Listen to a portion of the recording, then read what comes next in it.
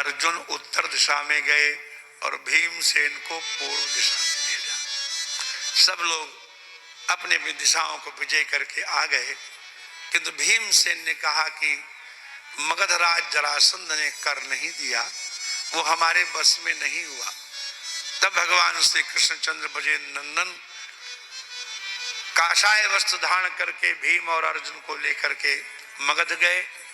सायंकाल वह हवन करने के बाद, अग्निहोत्र करने के बाद जो भी याचक आवे उनको उनका मनोरथ पूर्ण करता था, उन्हीं याचकों में भगवान कृष्ण इन दोनों के से लग गए।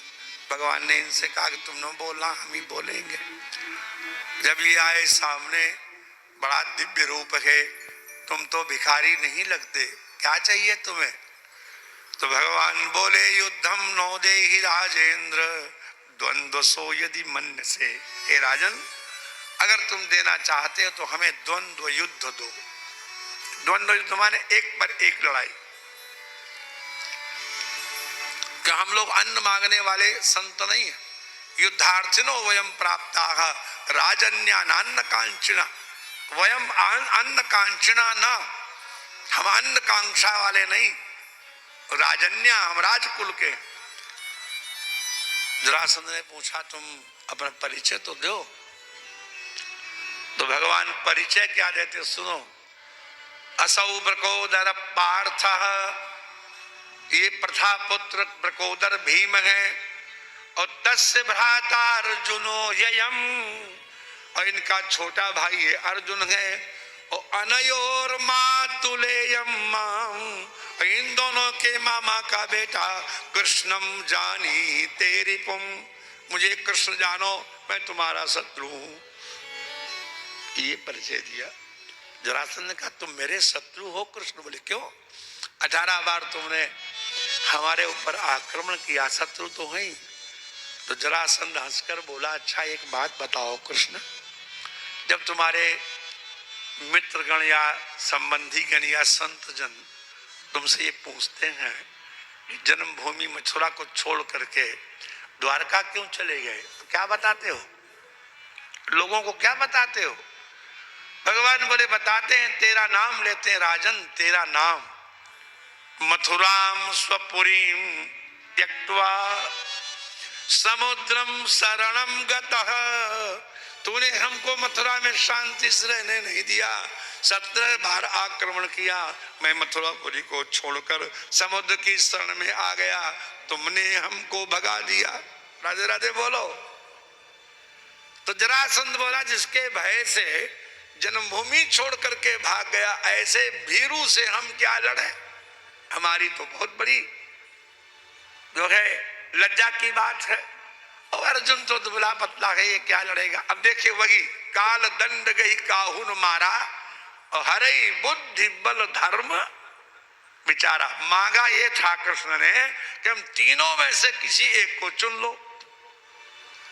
तो गदा युद्ध में अगर जरासंध अर्जुन को चुन लेता तो कितनी देर ठहरते अर्जुन?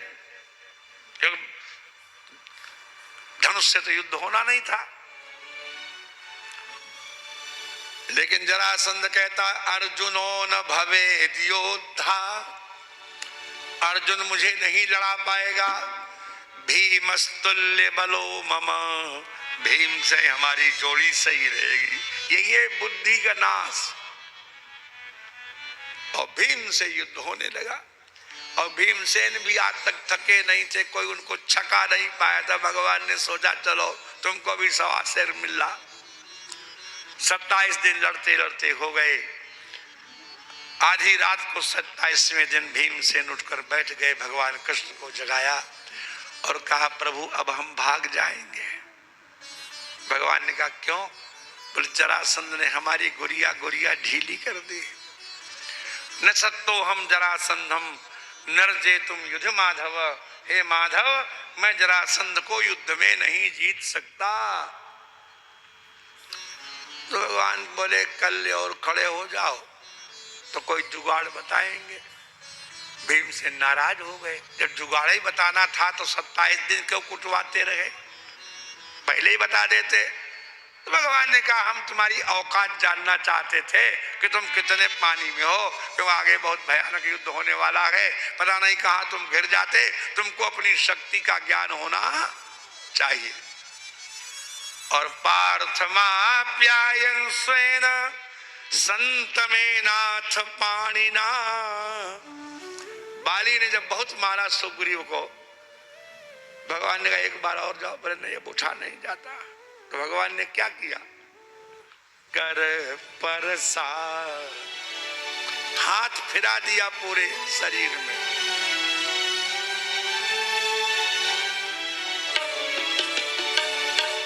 कर परसार सुग्रीव शरीरा, कर परसार सुग्रीव शरीरा। सुग्रीव के शरीर पे हाथ प्रभु ने फिराया, तनु भाकुलिश गई सब पीरा, तनु भाकुलिश गई सब पीरा। कर परसार सुग्रीव शरीरा, कर परसार सुग्रीव शरीरा भाकुलिश गई सब पीरा, तनु भाकुलिश गई सब पीरा। तनु भाकुलिश, भीम से लड़ने लगे। आज 28वां दिन है। भगवान की ओर कातर दृष्टि से देखा। भगवान ने एक ऐसा तिनका उठाया जो नीचे से एक डंडी थी और ऊपर जाके 2 हो गई थी। शरीर ऐसे बना होता है, ऊपर से एक है, आगे पैर 2 हो जाते हैं। और उसी को फाड़ करके भगवान ने फेंक दिया। जान गए भीमसेन इसकी मृत्यु ऐसे होगी। जरासंध के पिता का नाम था बृहद्रथ। बृहद्रथ के 2 पत्नियां थीं और कोई संतान नहीं थी। बड़े दुखी रहते थे। संतान सबको चाहिए, राधे राधे बोलो। उसी समय बृहद्रथ के राज्य में एक चंड कौशिक नाम के महात्मा आए। महात्मा जी का नाम था चंड कौशिक। और लोगों ने कहा कि बड़े सिद्ध संत हैं, इनके पास जाओ तो मनोरथ पूर्ण होता है। और एक आम के वृक्ष के नीचे बैठे भजन कर रहे थे। बृहद्रथ वहीं पहुंच गए, प्रणाम किया। महाराज हम निसंतान हैं, हमें पुत्र दीजिए। चंड कौशिक ने ऐसे हाथ किया, वृक्ष से मांगा, तुरंत उन्होंने फल दे दिया। कहा ये फल जाके रानी को दे दो। उनकी 2 पत्नियां थी, काशी नरेश की बिटिया, और दोनों बड़े प्रेम से रहती थी। उनमें सौतिया डा नहीं था। अब एक कहे तुम खा लो, एक कहे तुम खा लो। वो तो रानी को देके चले गए। सीधी थी बेचारी, तो कहा ऐसा करो आधा आधा खा लो। बोलो राधे राधे। खाना था, एक को खा लिया, आधा आधा। 9 महीने के बाद आधा ही आधा पैदा हुआ। बोलो राधे राधे। एक पैर आधा पेट, एक आंख, एक कान, एक हाथ, बिल्कुल वैसे 2 टुकड़ों में मांस पिंड पैदा हुआ। बृहद्रथ बड़े दुखी हुए। हाय क्या करें इस पुत्र को। एक वस्त्र में लपेट के कहा फेंक दो। परकोटे के पास फेंक दिया किसी सेवक ने। और एक जरा नाम की राक्षसी, उसको गंध आई, वो मांस भक्षुणी थी, सूंघते सूंघते पहुंची तो वस्त्र में लिपटा हुआ बालक दिखा। नाड़ी उसकी चल रही है, जीवित है वो, लेकिन 2 टुकड़ों में है। और लगता है दोनों एक ही सांचे के हों। दोनों को मिलाया और जीव जीवेति भाषणी, जीव जीव जीव ऐसे किया तो दोनों चिपक गए और रोने लगे। बालक बन गया। बड़ी प्रसन्न हुई। जाकर के राजा को कहा लो राजन तुम्हारा पुत्र ठीक हो गया है। राजा बड़े प्रसन्न हुए। तुम्हारा नाम है जरा, तुमने इसको जोड़ दिया, इससे इसका नाम है जरासंध। संध माने संधि करना, जोड़ना, संधान। जरा ने कहा राजन हमने इसके शरीर को वज्र बना दिया है, इसकी जब भी मृत्यु होगी तब जोड़ खुलने से ही होगी। आप इस रहस्य को किसी को न बताना। ये रहस्य कोई नहीं जानता है, लेकिन नंदनंदन द्वारकाधीश भगवान से कुछ छिपा नहीं है। उन्होंने ये संकेत भीमसेन को किया। भीमसेन ने गदा फेंक के ताल ठोकी। जरासंध बड़ा अहंकारी था, वो नहीं जान पाया कि भीमसेन के मन में क्या है। और भीमसेन को कुश्ती में एक दांव होता है धोबी पाटा, बोलो राधे राधे। एक दांव होता है मुल्तानी, एक होता है अंध जपकी, एक होता है चपरास, एक होता है चक्कर दांव, एक होता है धोबी पाटा। और धोबी पाटा सिद्ध था भीमसेन को, वही लगा दिया चारों खाना। चित्त गिरा पटाख से।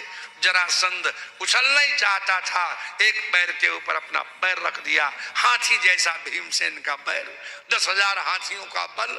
एक टांग फड़फड़ा रहा था, दोनों हाथों से वही टांग पकड़ ली और गुदतम पाठयामास शाखा में वो मतंगज, जैसे कोई मतंगज मत वाला हाथी वृक्ष की शाखा नोच डालता है, ऐसे ही उस जरासंध की जंघा को पकड़ के भीमसेन ने बीच से फाड़ डाला। हाहाकार होने लगा। उसके पुत्र ने बड़ा रुदन किया जरासंध के। उसका नाम भी सहदेव था। उसको भगवान ने राज्याभिषेक किया। अवध नरेश कहाँ और मगध नरेश कहाँ, और उसी की आज्ञा से 20,200 राजाओं को कारागार में जरासंध ने बंद कर रखा है। काल भैरव की बलि चढ़ाना चाहता है 21,000 राजाओं की, केवल 800 राजा कम रह गए हैं, उन राजाओं को मुक्त कराया। तब उन राजाओं ने भगवान श्री कृष्ण की स्तुति की, और ये उन्हीं के द्वारा की गई बड़ी प्रसिद्ध स्तुति है भागवत की। कृष्णाय वासुदेवाय हरे परमात्मने प्रणत क्लेशनाशाय गोविंदाय नमो नमः। भगवान ने कहा, हे राजन, समरासुर नरकासुर बाणासुर खट्वांग पुरुरवा सगर भगीरथ कोई संसार में नहीं रहे। जब कोई व्यक्ति चलते चलते पृथ्वी पर पैर रखकर कहता है यहाँ तक मेरी है, तो ये पृथ्वी हंसती है। यानी कितने लोग मेरी मेरी कह के चले गए, मैं किसी के साथ नहीं गई। ये व्यर्थ अहंकार छोड़ो, आपस में लड़ाई मत करो, प्रेम पूर्वक रहो। जाओ सब लोग नहाओ धो अपने राज्य में जाओ, और सुनो युधिष्ठिर के राजसूय यज्ञ में आना। भगवान ने सबको निमंत्रित किया। इस तरह से भगवान ने दिग्विजय करा करके राजसूय यज्ञ